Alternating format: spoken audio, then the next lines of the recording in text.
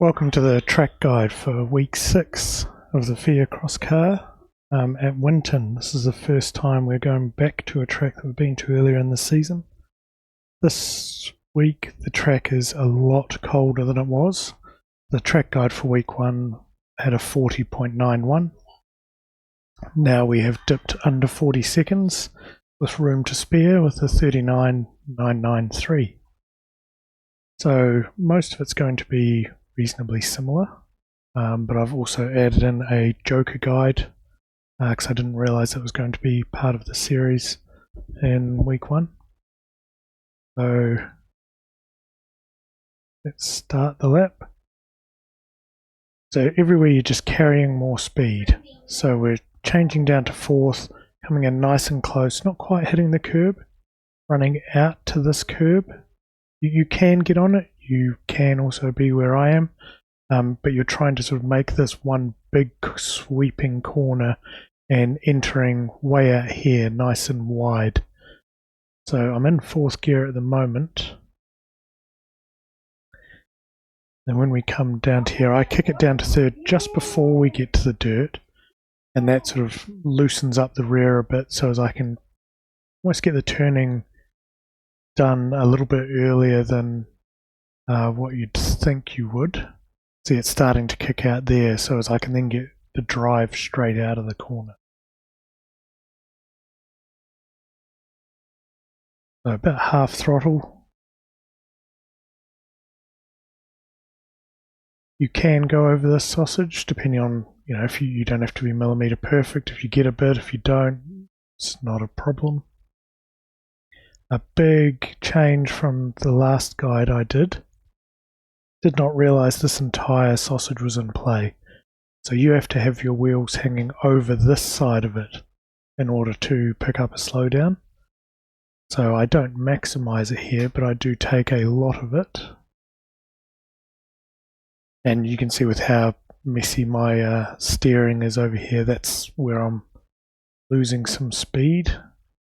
So obviously if you just were able to hit that straight, you would gain probably a tenth or two down this straight here, but that's shortcut saves me time, but it would have saved me more time if I could attack it a bit better.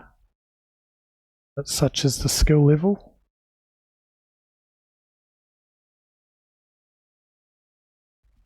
So 5th gear down here, you might get into 6th, you might not. So I'm still reasonably full throttle coming into here.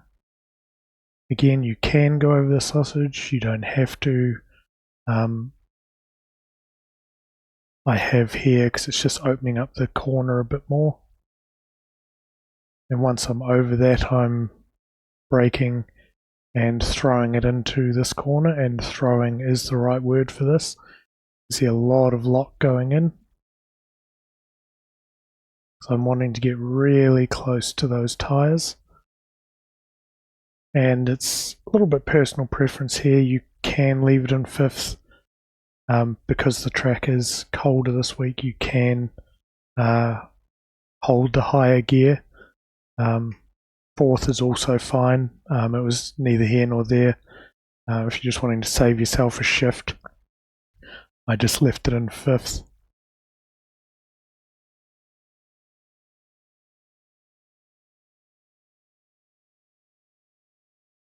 And again, using the end of this wall as a reference for where I'm going to start tipping it into this corner, down to 3rd gear, trying to more 4-wheel drift than get too sideways. Almost wanting to brush the apex and blow past it a bit so as you can come out about there. So instead of sort of holding it tight, you're sort of brushing the exit, coming out wide, drive out nice and straight. As soon as you feel the car straightening up, you come back to full acceleration. And even though the track is a lot colder, you will need to still modulate the throttle a little bit when you're going around corners on the road section. You can, it's far more throttle than I would have been using in the last track guide. Again, a slight dip, but then straight back into it again. And this one, I think the car felt good enough to just leave it flat. When you run out here, you can put your tyres either on this first rumble strip or in between. If you're starting to get out onto this left-hand rumble, you can get into a spot of bother. So just be wary of that. And that is a 39.993.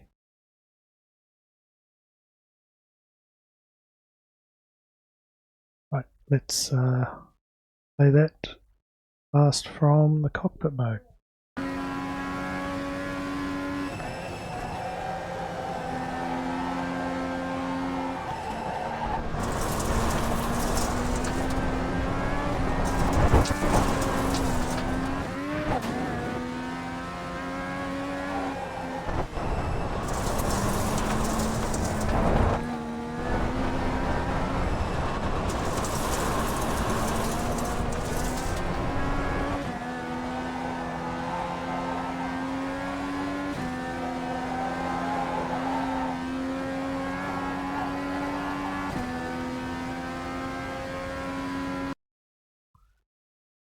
And one more time from Chase View.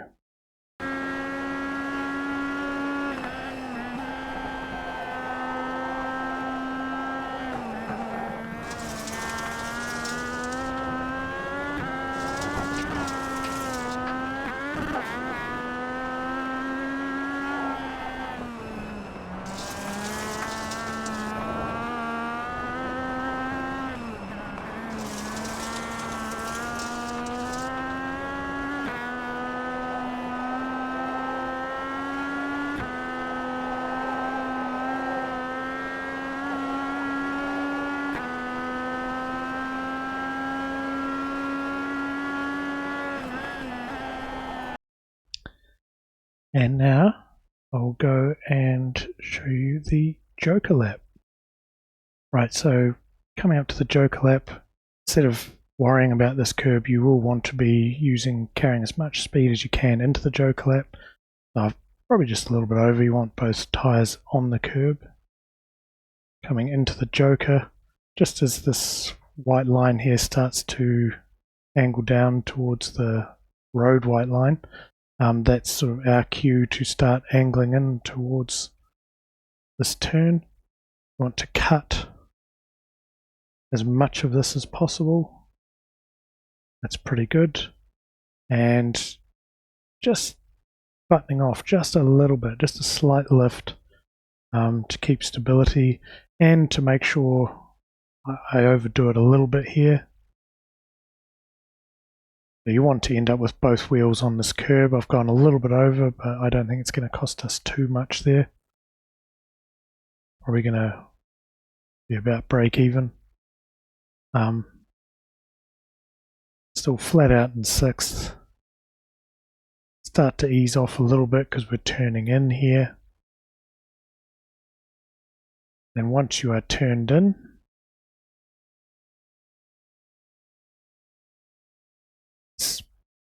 it's hard to, you need to practice and get a feel for where is comfortable for you. But for me, it's almost like as soon as I'm around that corner and the car feels stable, then it's time to toss it back the other way. A little bit of brake, I go down to 4th, and you're trying to come in nice and close to this corner here. So as you can get a run down this side, as opposed to blowing out towards the wall here, because remember there could be other cars on the other side of this wall. So as a self-preservation strategy, I will be coming in from out here. Those people that are running on this line, you're not going to tangle wheels with them right there. You can assess that as you get there. But the other advantage is that you can then tip it in from here and carry more speed through this corner. So down to 3rd, but you're carrying a lot more speed than in the normal lap. And it blows you out here a lot easier, and you can get back to the gas quicker. And from there, you know the story. So I'll just do that for you in fast motion from cockpit.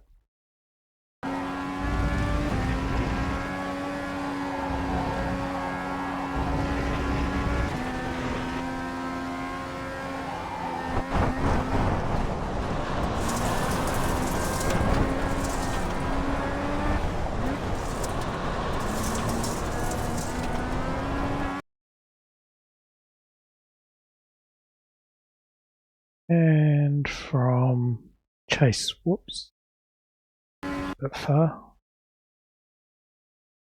from chase view.